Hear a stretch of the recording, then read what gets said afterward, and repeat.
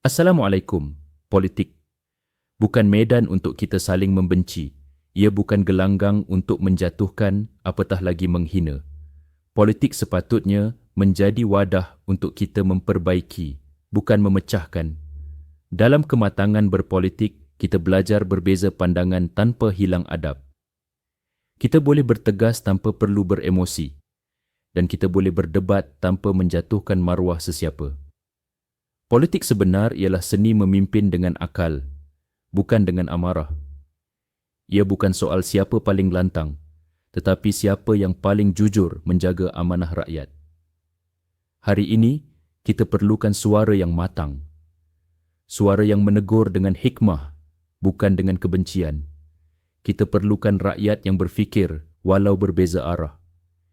Inilah perjuangan Haji Don TV 1, politik matang dan sejahtera. Kita bincang dengan adab, kita hujah dengan fakta dan kita bangun dengan jiwa yang tenang. Langgan sekarang, bersama kita bina politik yang memanusiakan rakyat,